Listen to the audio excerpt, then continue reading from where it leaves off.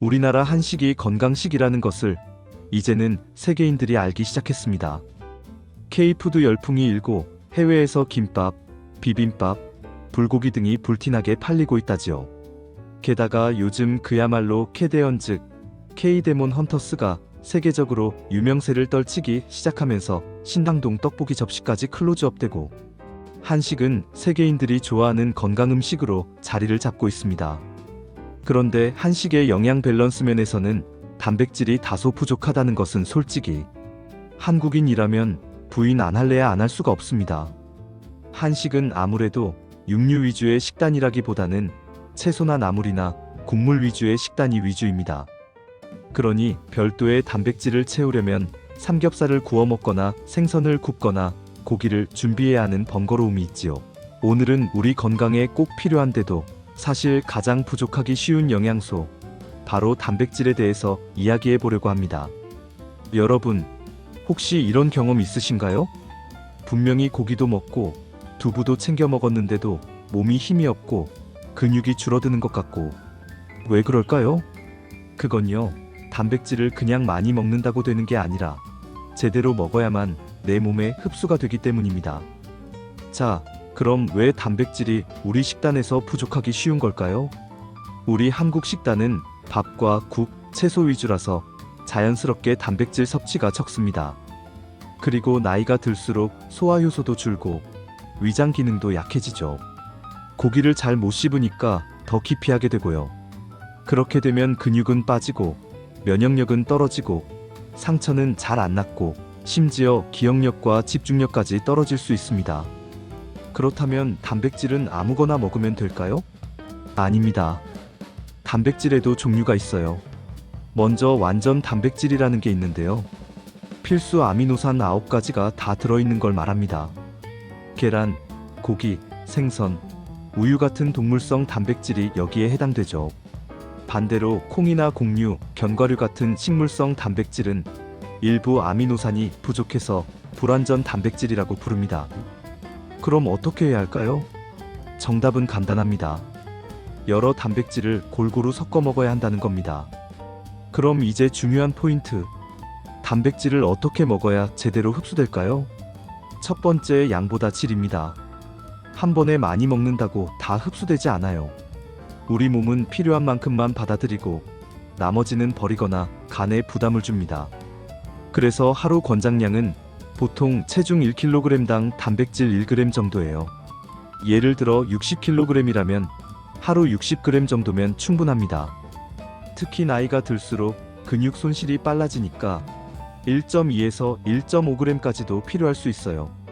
우리 시니어들은 체중이 60kg이면 72g에서 90g까지 필요하다는 겁니다. 70kg이면 84g에서 105g까지 드셔야 됩니다. 닭 가슴살이 100g이 있으면 단백질이 100g이라고 착각하시면 안 됩니다. 닭가슴살 100g이 가지고 있는 단백질 함량은 대략 22에서 23g 정도이며 조리 방식이나 제품에 따라 약간의 차이는 있지만 보통 이 범위에 속합니다. 두 번째, 조리법입니다. 고기를 태우거나 튀기면 단백질 구조가 망가져서 흡수율이 떨어집니다. 가능하면 삶거나 찌거나 굽는 게 좋아요. 그리고 고기 먹을 때 파프리카나 브로콜리, 귤처럼 비타민C가 풍부한 채소나 과일을 곁들이면 흡수율이 훨씬 올라갑니다. 마늘이나 생강, 파 같은 것도 소화를 돕는 천연 효소가 들어있어서 같이 먹으면 좋아요. 세 번째, 소량씩 나누어 먹기입니다. 한 끼에 몰아서 40g, 50g씩 먹으면 대부분 소화가 안 돼요. 그래서 아침, 점심, 저녁에 고르게 나눠서 먹는 게 가장 좋습니다. 네 번째, 운동과 함께입니다. 근육은 단백질을 저장하는 창고거든요. 운동을 하고 난 뒤 30분 안에 단백질을 섭취하면 근육 합성이 극대화됩니다. 가볍게 걷기나 근력 운동, 스트레칭을 하고 나서 단백질을 보충하는 습관, 정말 중요합니다. 이제 음식별로 조금 더 구체적으로 알려드릴게요. 계란은 완전 단백질이에요. 소화율이 무려 95% 이상이라서 단백질 효율이 가장 높습니다. 삶아 먹거나 계란찜으로 드시면 좋습니다. 생선과 해산물은 단백질뿐 아니라 오메가3도 함께 들어있어서 두뇌 건강에도 좋아요. 특히 흰살 생선이나 연어는 추천합니다. 튀기지 말고 구워 드시는 게 좋아요. 닭가슴살이나 살코기는 지방이 적고 흡수율이 높습니다. 생강이나 마늘, 파랑 같이 조리하면 소화에도 도움이 되죠. 콩이나 두부 같은 식물성 단백질도 꼭 챙기셔야 합니다. 동물성 단백질과 함께 먹으면 아미노산 구성이 맞춰져서 훨씬 효과적이에요. 우유, 요거트, 치즈 같은 유제품은 단백질과 칼슘을 동시에 보충할 수 있습니다. 단, 유당불내증 있으신 분들은 무유당 제품을 선택하셔야 해요. 그리고 단백질 보충제, 파우더도 있죠. 식사로 충분하지 않을 때는 보충용으로 활용할 수 있습니다. 하지만 이것만 믿고 다른 음식을 안 먹으면 영양 불균형이 생길 수 있으니까 보충이라는 본래의 역할에 맞게 사용하세요. 자, 그럼 하루 식단 예시를 들어볼게요. 아침에는 삶은 계란 2개에 두유 1잔, 그리고 브로콜리 조금. 점심에는 두부조림과 흰살 생선구이에 현미밥. 간식으로는 그릭 요거트에 견과류, 거기에 귤 하나. 저녁에는 닭가슴살 채소볶음과 무유당 우유 1잔. 이렇게만 해도 하루 단백질 60에서 70g은 충분히 충족할 수 있습니다. 마지막으로 주의할 점도 있습니다. 너무 고단백 식단을 하면 간과 신장에 부담을 줄 수 있어요. 특히 신장 질환이 있는 분들은 반드시 전문가와 상담해야 합니다. 그리고 보충제를 너무 많이 먹는 것도 문제예요.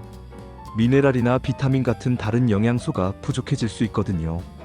또 한 가지, 특정 단백질만 고집하면 아미노산 불균형이 올 수 있으니 편식하지 마시고 꼭 다양하게 챙겨 드세요. 여러분, 단백질은 근육만 키우는 영양소가 아닙니다. 우리 몸의 세포, 피부, 머리카락, 호르몬, 면역력까지 정말 모든 것의 재료가 바로 단백질이에요. 하지만 그냥 많이 먹는다고 효과가 생기진 않습니다. 제대로 먹고, 다양하게 먹고, 흡수되게 먹는 것. 그게 바로 건강을 지키는 비밀입니다. 오늘부터 여러분의 식탁 위에 단백질 꼭 다시 점검해 보시기 바랍니다. 작은 습관이 여러분의 내일을 지켜줍니다. 유익하게 보셨다면 구독과 좋아요 부탁드립니다. 감사합니다.